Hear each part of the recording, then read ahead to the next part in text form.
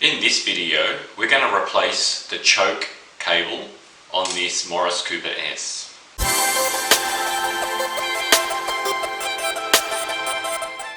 Okay, so the issue I have is that when I want to use the choke lever, this particular choke lever, the way it works in a Mark 1, you're meant to pull it out and then turn it and then it'll lock and hold. But this particular one, it's not staying where it needs to. One solution that I came up with is just using a peg, and I think this is a pretty common thing. You will see people put various different size pegs to hold that choke cable in that position. Another technique is to twist the cable inside to create a bit more tension, but I've purchased a replacement, so I'm going to replace that. And the way it's meant to, you meant to just turn it like that and it should lock and stay, but this one doesn't. Alright, so in order to get to the nut that actually holds that cable in place, we need to drop the heater down. So if your car doesn't have a heater, makes things a little bit easier. But it's been a while since I've taken this apart, so I can't remember exactly how to do this, but I do believe you take these two screws out.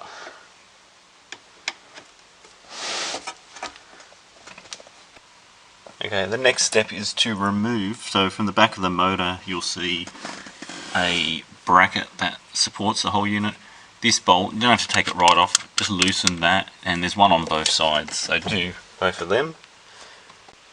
Okay, so once you've loosened up those bolts from each side, the heater unit will drop down a bit. It's not going to move too far. It depends on the actual hoses and how you've got them set up and how much slack you have in them. But you only need it to move down enough just so you can get a spanner under there to tighten that. I'll put a couple of bits of wood underneath just to support it, but the hoses are sort of holding it in place anyway. Alright, next step will be to loosen the nut that actually holds it in. Okay, so with the heater lowered down now, you can then use, depending on what tools you've got, a pair of pliers, needle nose, which are curved at the end, because there's a nut behind there that you need to undo. The other spanner I've got is a ring spanner which has an open end on. So that's a 15mm. I think 9/16 it would be the nut, but a 15mm fits that. So I've used that to loosen the nut. It is very tight and fiddly to get into with the heater unit in the way. So I've got that nut at a point where I can just use my hands to undo it now. And of course, because it's a cable, the nut and the washer will remain in place there. Next thing I need to do is just release that from the engine bay. Okay, so let's take a look at things from the engine bay side. I'll just go in a bit closer. So right down there is where the choke cable comes into the car. So that bit's easy, it just threads there, and then you'll notice that it runs along here, sits there, and then there is a very small screw that holds that cable attached to the actual mechanism on the carburetor there. So we just need to undo that screw, and then the cable will be free.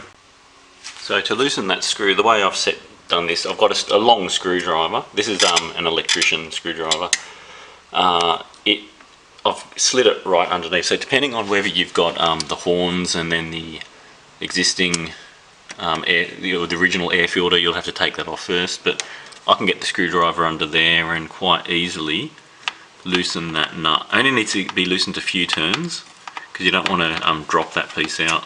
Once it's loosened, that cable will just slide straight out of there.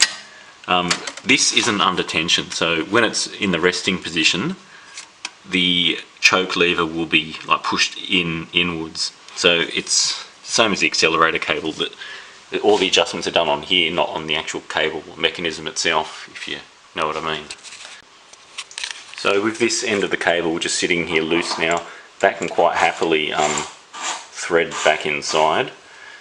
We need to make sure we don't lose those nuts, although the new one does have the replacement nuts. I just don't want them being dropped down and rattling somewhere, so I just need to get that cable threaded through now.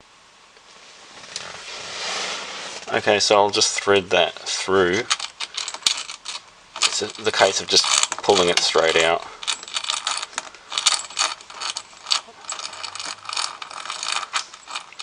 And then of course the nut and that anti-loose washer, anti-rattle washer will come out here too. Okay, there we go, so that's the old one out. So I'm just going to take this onto the bench just so we can have a play with it. Okay, let's take a look at this. So this is the one I've removed. I can't remember whether this one was a genuine one or not, or what is sold as a genuine. Genuine just means it's like a genuine Minispares part. So what actually happens is, so the way it's meant to work is that if you pull it out, turn it either to the left or to the right, it should lock and hold in position.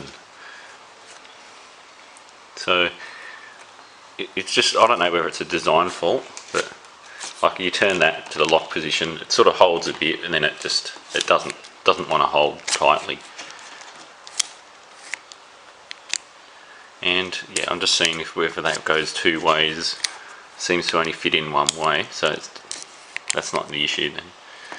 Okay, so that's the old one. I'll just put that to the side. The one I purchased, I got this from Minisport Australia. They obviously import a lot of their stuff from Minispares. So this is what they sell, two versions. One of them is a non-genuine, one of them is genuine. So genuine just means it's a Minispares genuine. And we'll take a look at it just to see if there are any differences, because I don't know whether the one I purchased, straight away I can see a few differences. Just the crimping here looks different. This is the old one. It's not a huge amount of differences, but yeah, the crimping here is different straight away. The actual end lever is what separates them apart. This actual piece here looks different on both of them.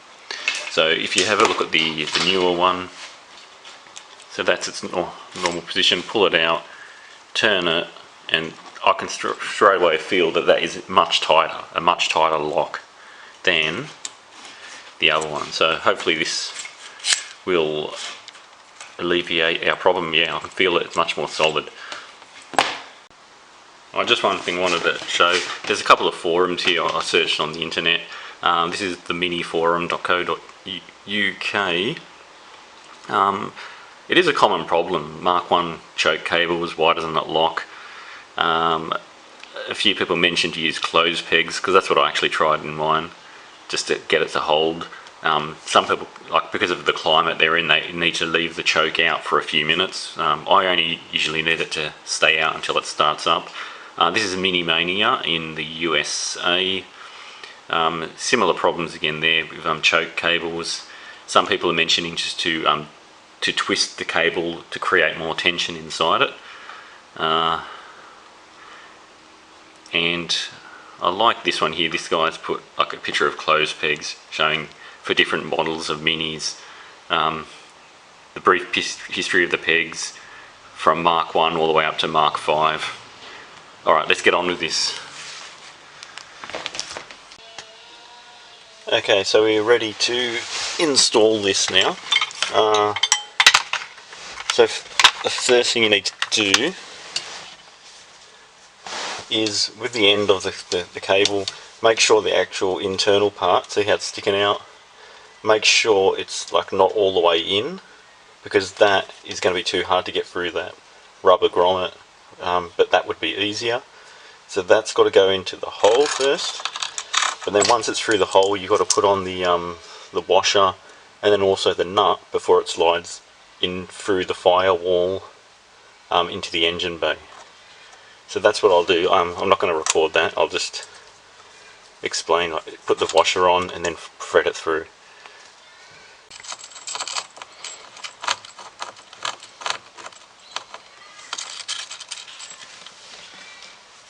Okay, so I've got the cable.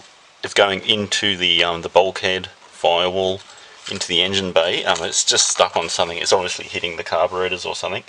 So I just need to pull it from the other side now. Alright, this bit's the easy part. So now that it's threaded through, I can pretty much just grab it and just pull it out.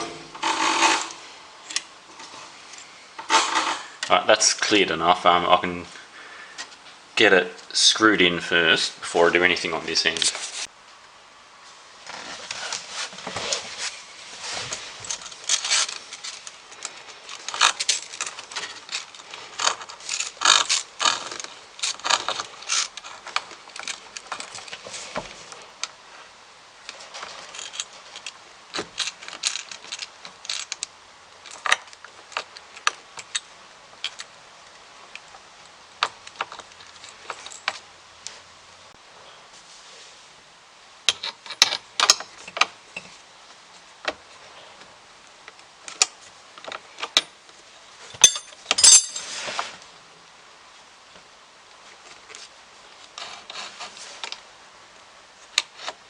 Okay, so that's tight enough now. So what I need to do now is just go into the engine bay and connect it up.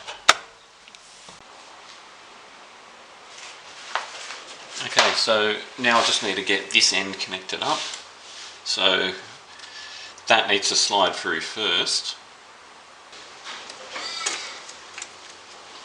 Okay, so before I tighten that up, I just need to make sure the actual button is pushed in properly. I'll try to position everything so you can see what's going on, but it's just a bit difficult getting lights in the right spot and all that. Okay, so where the tip of that screwdriver is, that's got to tighten that little retaining screw which holds the actual cable. So I'm just going to pull on the cable a little bit. It's not like doing up a bicycle brake cable where you need to yank on it, put a lot of pressure. You just need to hold it still just to take up the slack.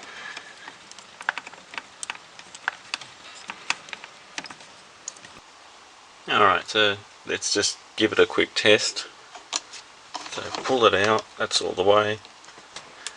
Turn it, there we go, and it stays without needing to use that peg. And then release it. Yep, back to normal. Alright, cool. So what I need to do now is put everything back together. But what I will do first is just double check to make sure I haven't bumped any of the wiring underneath here. I'll actually just test everything to make sure it works here, to make sure I have not knocked anything out of place. So I'll do a quick test here and then put it back together. I'm not going to record putting it back together because it just takes so long trying to get the camera in the right spot. But it's just obviously, as they always say, it's the refitting it is just the reversal of how you removed it. Okay, so I'll leave it there. Hopefully that's given you a bit of an idea of how to replace one of these choke cables. I'll leave it there. Thanks for watching my videos. Don't forget to like, subscribe. Probably subscribing is the most important thing. Alright, thanks for watching.